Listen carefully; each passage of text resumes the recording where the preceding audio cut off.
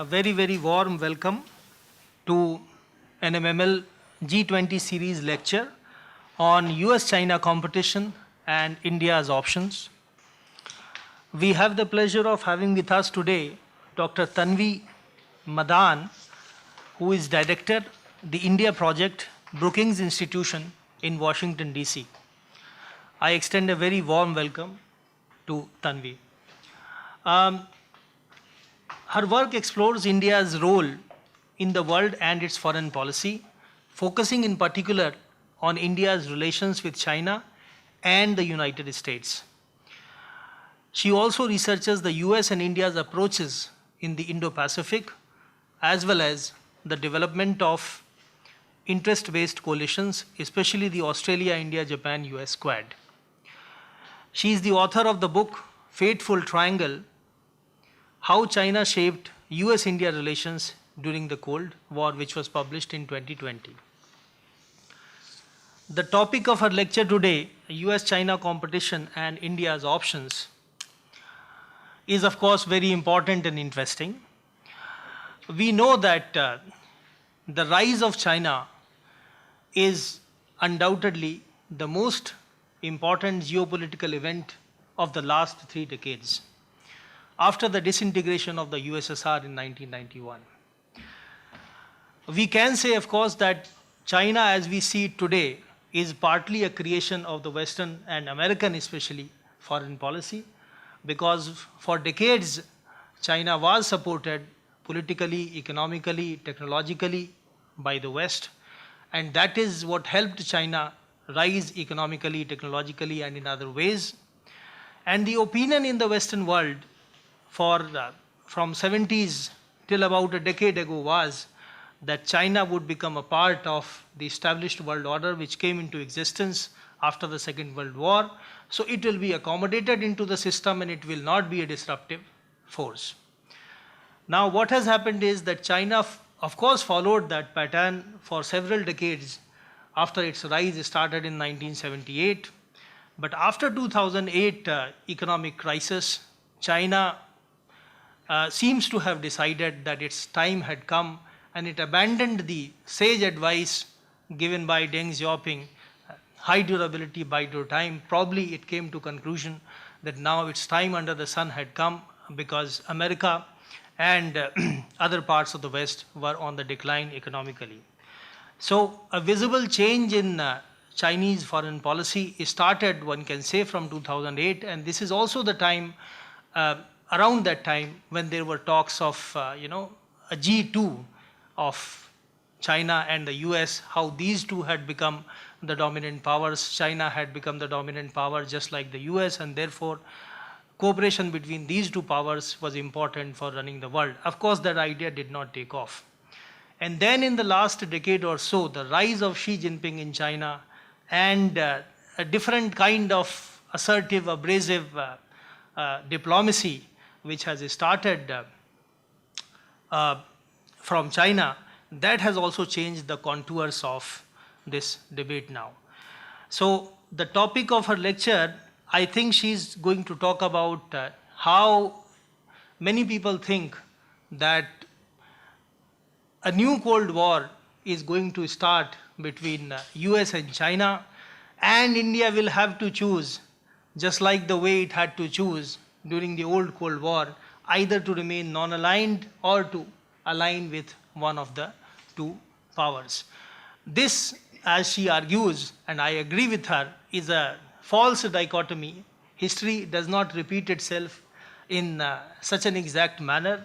Certainly now it is acknowledged very well within the US that China has emerged as a systemic rival, as a disruptor, and there is a bipartisan consensus in the US that there is a competition and US will have to put all its energies and the energies of its allies, etc., will have to build up alliances internationally and will do other things to in some way deal with China. What that approach is exactly, of course, is not defined. So that is there, but in that context, what will be India's options? I think that is one of the focal points of our lecture.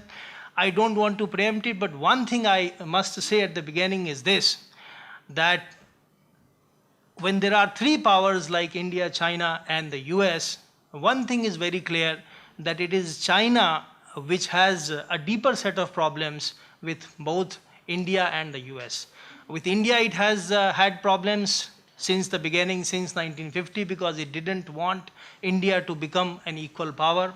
And with US, of course, it has problems because without challenging the US power or US dominance of the global order, it cannot really fulfill its ambitions. So to some extent, the fact that there is this equation that exists there is certainly going to affect India's options and the responses of US and China. With these very few words, now I would once again welcome Dr. Tanvi Madan and request her to proceed with her lecture. Thank you very much, Dr. Mishra, and also to my friend, fellow here, Dr. Amit Kumar, who reached out to me for this trip. For this talk. I am forever grateful to the Nehru Memorial Museum and Library because the book that Dr. Mishra mentioned, I spent several weeks, if not months, conducting research here in the archives, and without that time here and the help of the archivists, the book that resulted from that would not have been possible. That book was about the India-US-China triangle during most of the Cold War that we know of historically. That is the superpower competition between the United States and the Soviet Union. The argument I'd made in that book, using kind of papers that I found here, mostly the National Archives, but also from archives around the world, was that while our narratives had focused on kind of the US-India-Pakistan triangle, or the US-India Soviet Union triangle, or even the quad, if you will, of those four countries during the Cold War, and we thought of the China factor as mattering to US-India relations only more recently, that actually from the time of Indian independence and the time that the US and India established a relationship, China and how the two countries saw China did shape US-India relations.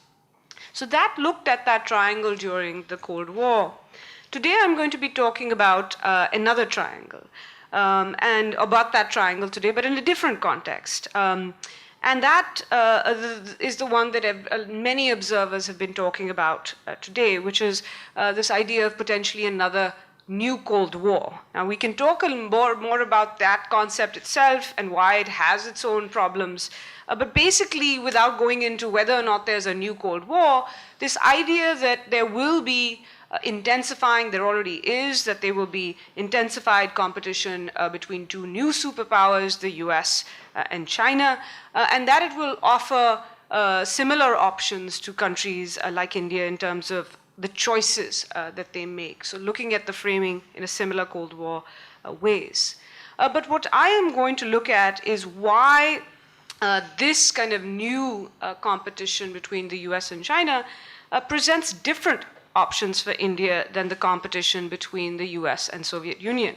I'm going to try to weave together history and contemporary policy and international relations, partly to highlight kind of how that history is informative, that we can draw lessons from it, but also how in some ways there are also limits to what looking at the past can tell us about contemporary realities today, and how, in fact, indeed, looking at that past can also help us look at not just what is similar in terms of the way India might approach US-China competition as it did US-Soviet, but where the differences might lie in context and approach.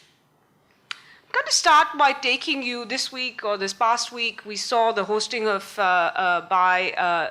co-hosting of the Raisina Dialogue by the Indian Foreign Ministry.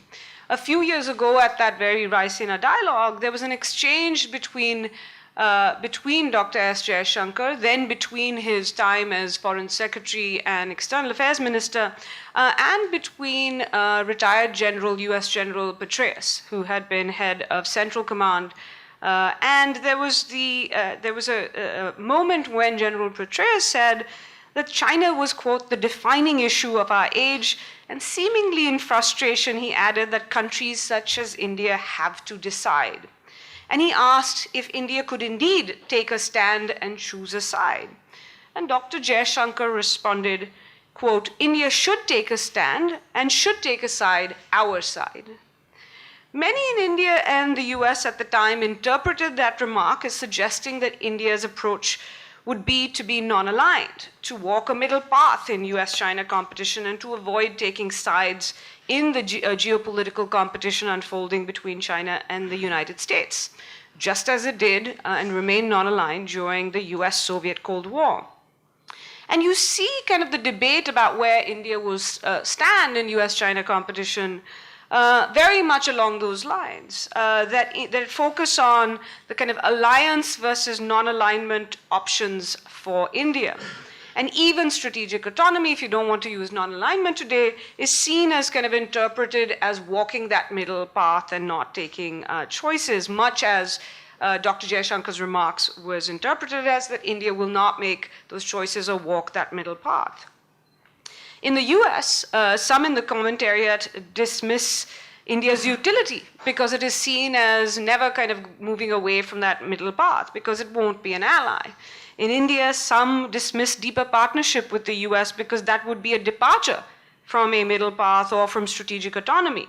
And the line is, we don't want to be a US ally. And in the US, the answer to that is, what is the point of deepening a partnership with India if it won't be a US ally? And I find this kind of alliance versus non-alignment debate to be limiting, not just because I don't like it, but because it doesn't reflect the differences in the situation today and the different impact for India of that US-Soviet competition had from what we find today, which is US-China competition. It also doesn't allow for actually thinking through in a discussion of what is possible in India-US partnership that would look more like an alignment, not an alliance, but an alignment as distinct from alliance, and what is possible for India's own interests within that basket, as opposed to thinking about a more formal alliance. Now, if you look at the Cold War, it is not if you look at the old Cold War, and look at what we're calling, at least for now, I'll use US-China competition rather than a new Cold War. It is not surprising that India, like several other countries around the world, is watching US-China competition very, very closely, or even comparing that US-China competition and India's options with US-Soviet competition during the Cold War, or asking if it is a new Cold War. And it's not surprising because if you look at US-China competition today, there are certain similarities to US-Soviet competition. Today, again, we're seeing long-term competition looming between two countries with which India engages diplomatically and economically. Just as US-Soviet competition did, US-China rivalry will help shape, if not be, the primary context of the global and regional environment facing Indian policymakers. And this competition between the US and China is likely to play out across multiple domains, as the US-Soviet competition did, geopolitical, economic, technological, and ideological as well. And it will play across several regional and global institutions, as that previous Cold War did. Also, as in the Cold War, countries beyond the two main antagonists, that is the US and Soviet Union then, the US and China now, countries beyond these two will matter to the broader balance of power across the globe. And every one of these countries or poles, if you're thinking in terms of multipolarity, will try to exercise their own agency based on their own perceptions and interests.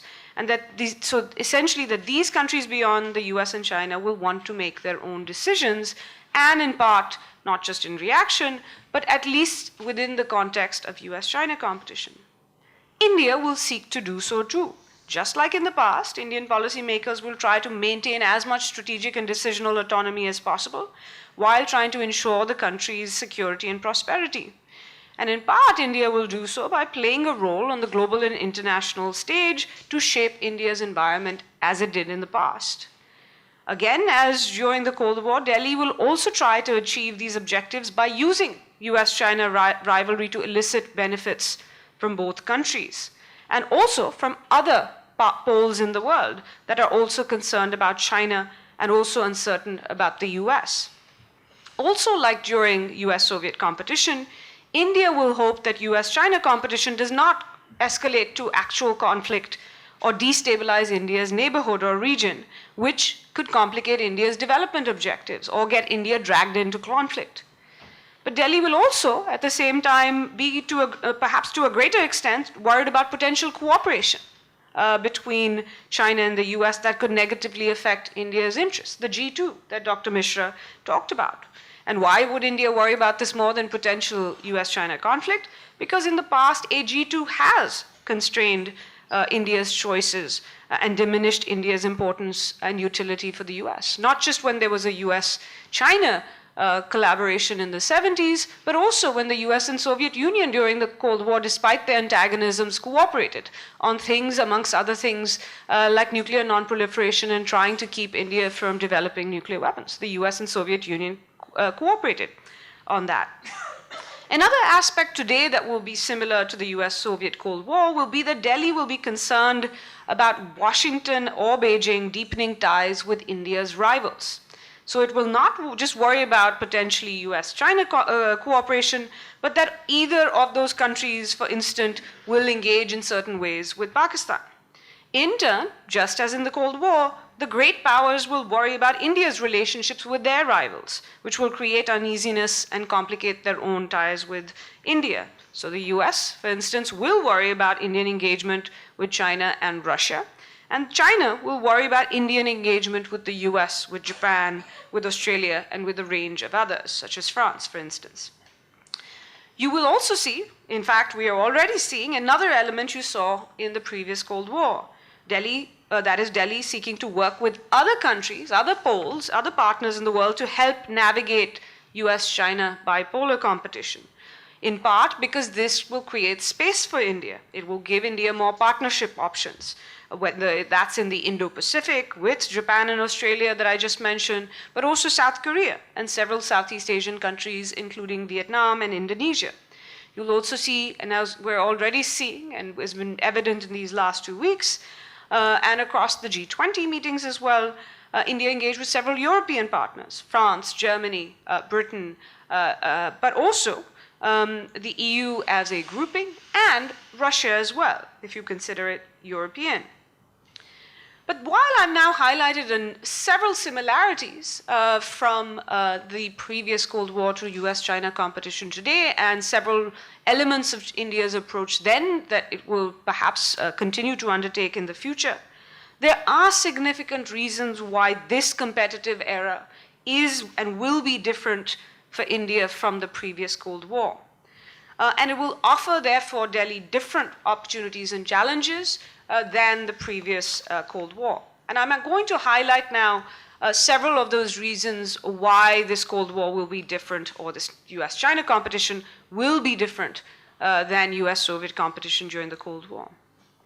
Compared to that US-Soviet competition, today's major competitors, that is the US and China, are more intertwined and interconnected to each other, particularly their economies. In some crucial ways, they are more interdependent with each other than they are with India. For example, US foreign direct investment in and trade with China is much higher than US trade and investment vis-à-vis India. And what this will mean for India is that Sino-US interdependence will continue to fuel Indian policymakers' worries that of a US-China kind of condominium or G2, or that there will be some sort of grand bargain down the line, that will materialize. Even though today it seems a remote possibility, there will be concern at the back of the mind because of US-China economic interdependence. On the flip side, the fact that the US and China have engaged economically and technologically over the last 2 or 3 decades, it could also magnify friction. So the engagement has set the road up for friction, including in the economic sector and technological sector, as we're seeing. So it's expanded the battlefield between the US and China in ways that could either benefit or harm Indian interests. On the one hand, for instance, India shares many of the US's concerns about Beijing's economic policies and practices, including the lack of reciprocity about China's economic engagements. And so the fact that the US also has these concerns means that a collective and coordinated approach to balance China and to push it to make concessions, that collective approach is possible, and it is likely to be more effective than any changes that Delhi can get out of Beijing single-handedly or unilaterally. Having said that, India will also look at how closely the US will closely watch how much the US and China will decouple or disentangle each other's economies from each other, and whether or not that can benefit Indian companies, as the hope might be, that as the US diversifies away from China, that India will benefit with investment and partnerships, and not just the US, but other countries in Europe as well. But there is also the flip side, that some of the restriction that the US might place on or in its attempt to decouple or de-risk from China, that might end up affecting all foreign companies or countries. So some kind of, some of these new approaches that the US has taken, if couched or applied more broadly in terms of restrictions, it might actually see some US trade, investment, and immigration policies that might be sparked by China competition that also negatively affects India.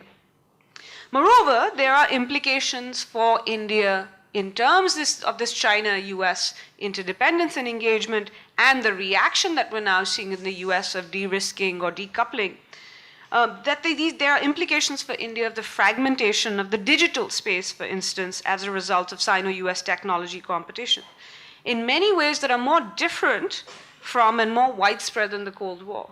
So in the Cold War, most of the technology competition was taking place at the very advanced levels in terms of nuclear technology.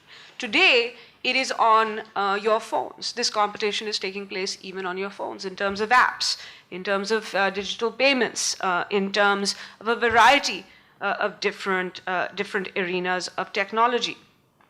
And this will require starker choices in a way that India did not have to make during the Cold War.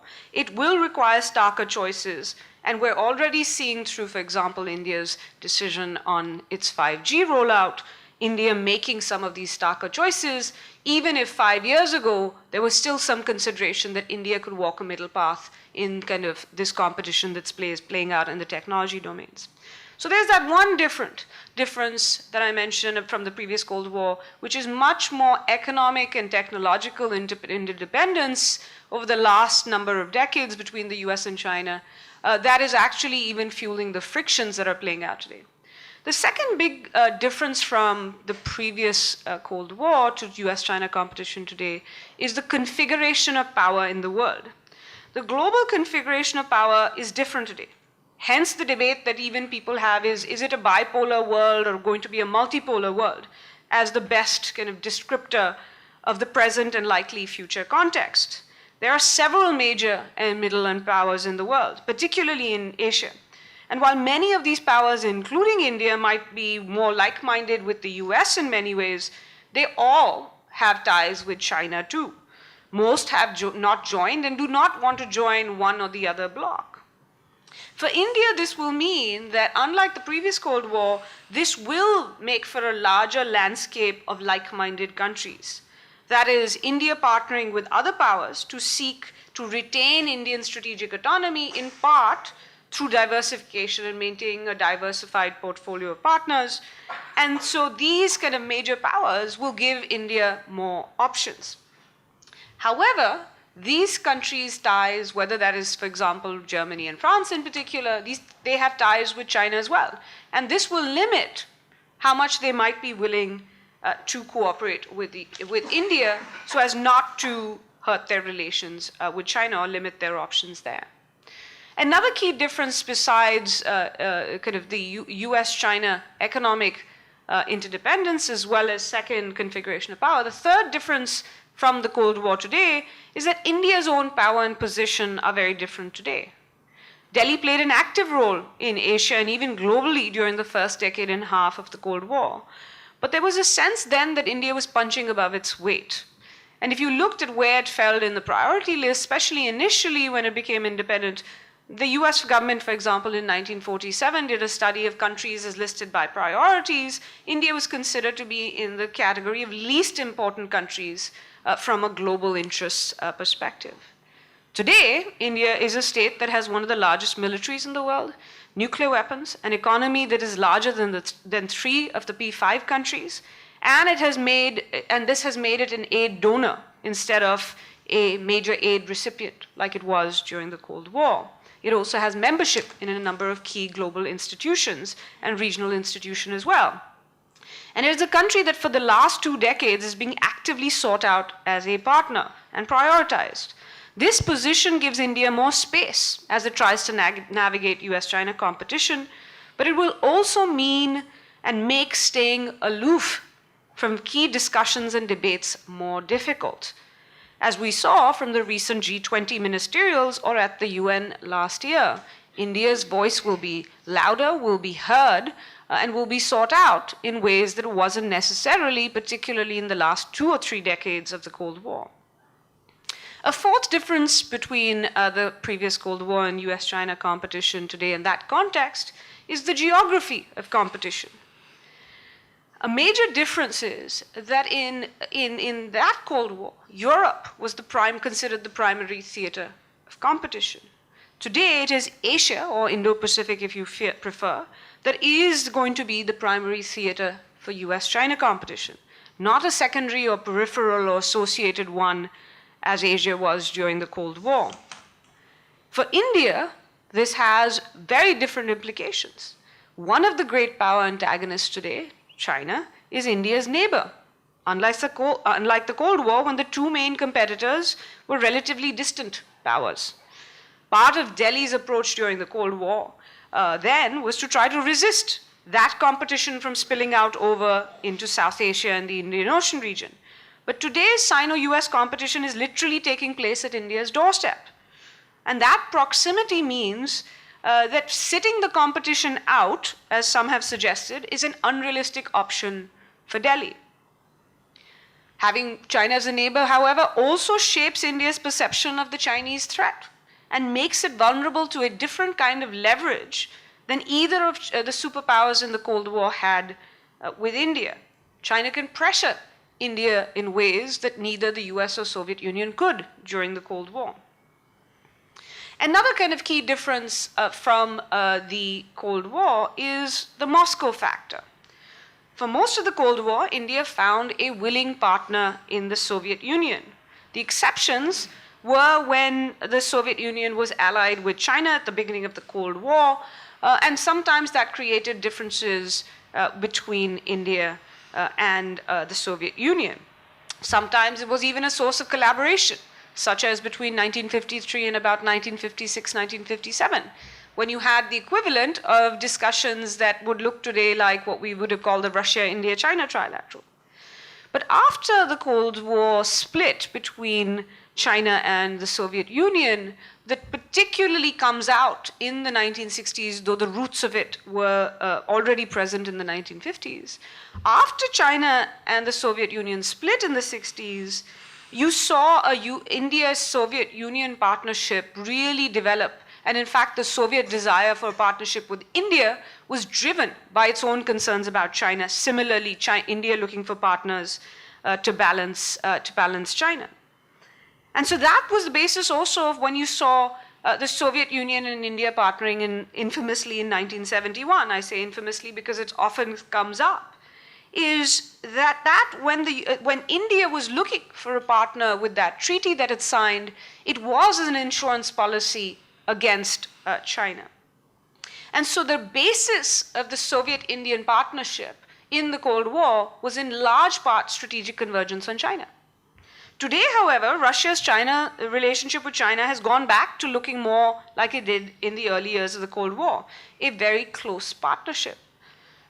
A couple of years ago, Russian Foreign Minister Sergei Lavrov even called China-Russia relations the best they have ever been historically. What does this mean for India? It complicates India's options. Because for India, it has been a strategic objective to try to keep China and Russia as far away from as possible, or at best, not have China-Russia relations deepen further. So on balance, the Sino-Russian partnership is to India's detriment. Because for India, Russia had traditionally been, as I mentioned, a key part of its competitive strategy vis-a-vis China, as a balancer, as a supplier of military equipment and technology that was in part going to be used by India to deter or defend against China. But in recent crises, we've seen the results already of a closer China-Russia partnership, whether in the India-Pakistan crisis in 2019, but more significantly during the 2020 India-China crisis, Moscow has preferred to take a neutral role between India and China. Now, the hope in Delhi has been that, like in the Cold War, that eventually China and Russia friction will come to the fore, that they will have another Sino-Russian split, and that this will happen sooner rather than later. But timing matters, and the prospect of such a split in the near terms is dim. Today, China-Russia convergences are far more than their divergences. Delhi had been urging a few years ago, and including today, for the US to have a rapprochement with Russia to try to draw it away from China, something Japan and France had also been urging the US and their fellow allied nations to do. There was even much kind of relief here when President Biden and President Putin met in the summer of 2021. It had bolstered the hope that at the very least a West-Russian rapprochement would keep Russia from deepening its ties from China. But the Russian invasion of Ukraine and the subsequent Russia-Ukraine war that has followed has made such a Russia-West rapprochement that will split Russia away from China unlikely in the near term. President Biden's outreach in 2021 to President Putin is now seen in the US as having signaled weakness to President Putin, and such another outreach is unlikely in the near term. Even France and Japan have taken tougher stances vis-a-vis Russia. And indeed, President Macron has gone from trying to say that we should try to split Russia away from China, saying we should now try to split China away from Russia so that it will help bring Russia to the negotiating table. Besides all these other differences, there's a more fundamental difference from the previous Cold War to US-China competition today. That is India's relationships and dynamics with the major power competitors that we're talking about, with the US and China. During the Cold War, at the end of the day, India maintained ties with both the US and Soviet Union. Delhi had differences on occasion with the USSR or with Washington during the Cold War, but these were not fundamental disputes or conflicts of interest. The nature of the relationships that India has with the US and China today, though, are different. The breadth and depth of the relationships are also different. Whether you look at diplomatic, defense and security, economic people-to-people ties, cooperation in regional or global institutions, India's relationships with China and the US are very, very different. And I'll come back with that with some numbers. Perhaps the most significant difference from the previous Cold War is that today India has major problems with one of the two major power competitors. On the one side, you have China, which alone and in conjunction with Pakistan is India's most significant external strategic challenge. There are a range of differences, bilateral, regional, and global. And I mentioned that there are a range of differences because there is a theory that if, for example, the border crisis is stabilized, that there might be some sort of India-China grand bargain that is possible. But if you look at just the range of differences between India and China, even if the border situation is stabilized, there are several other bilateral differences, not just geopolitical, economic, technological as well. Regionally, there are fundamentally differences about the vision of Asia that the two countries would like to see. As you've heard various Indian leaders say, that China wants to see a unipolar Asia dominated by Beijing. India wants to see a multipolar Asia that has multiple power centers shaping the environment and the terms in which the countries operate. There's also a fundamentally different view in Delhi and Beijing about the kind of role they would like to see the US play. China sees the US as an external power in the Indo-Pacific and it wants to minimize its role. The Prime Minister Modi has called the US a resident power in the Indo-Pacific and wants the US to do more, not less, in the Indo-Pacific. So on the one hand, you have this, and added to those bilateral and regional differences that that India and China have, there's also this fundamental lack of trust, as well as this idea that China has actually been trying to minimize India's role and rise on the global stage. So that's what the India-China relationship looks like, with the fundamental dispute and even crisis that we've been seeing since 2020. On the other hand, as you look at US-China competition, for India there is the US that has become one of India's closest partners. Prime Minister Modi has referred to it as indispensable as a partner in India's transformation. And it has become a global partner for India, in part because New Delhi has seen the US as part of the solution to India's China problem. The US and India might have differences, and we can discuss them in Q&A, but there are no fundamental disputes. Contrast India's relationships with the US and China, and the India-US relationship is broader and better. Look at trade. US-India trade is $99 billion just trade in goods, with a $21 billion surplus for India. With China, India has $87 billion worth of trade. These are April to December numbers, just the most recent numbers. And of that $87 billion is $65 billion deficit. Cumulative foreign direct investment flows over the last 20 years. And these are government of India numbers. The US is about $60 billion cumulatively. China is $2 billion. Tourism. In 2019, and I take that figure because it was pre-COVID and COVID have skewed the numbers. So 2019, foreign tourist arrivals, 14% of foreign tourist arrivals in India were from the US. From China, 3%. Outgoing tourists from India, 1%, less than 1% to China, 7% to the US. Energy ties, compare them. The US is now a source of Indian oil imports, gas imports, coal imports, and then there's clean energy collaboration. China-India energy ties, it's basically the import of solar panels. Look at students. In China, there are about 7,000 Indian students. In the US, from India. In the US, there are 425,000 Indian students. The diaspora, just Indian citizens, not even people of Indian origin. Indian citizens, the estimates that the government has is about 90,000 Indians in China. And I include Hong Kong in this, and that skews the numbers. But in the US, it's 1.3 million Indian citizens. Forget all these other numbers that are, kind of economic, energy and others, technological. Look at defense and security cooperation. It is non-existent with China. The US has become a close partner with India in this regard. As Indian officials often say, the Indian military exercises more with the US than with any other country. And this is visible in several other domains, which I won't go into the interest of time, but you also saw this with the recent initiative on critical and emerging technologies that includes things like co-developing and co-production of defense technologies. But you can also see the difference in the contrast between the India-US and India-China relationships in the agenda and activities of, for example, the Quad versus BRICS. And again, I'm not going into it in detail just now, but happy to talk about that difference in Q&A if you'd like. But what this means is, and this is kind of the fundamental reason I think there is a difference today, is that you have, on the one hand, as I said, an Indian rival, if not adversary, and on the other hand, you have one of India's closest partners. So unlike the Cold War, India is faced with the fact when it's looking at China-US competition, it has very different relations, not just in extent, but in nature with the two major power antagonists.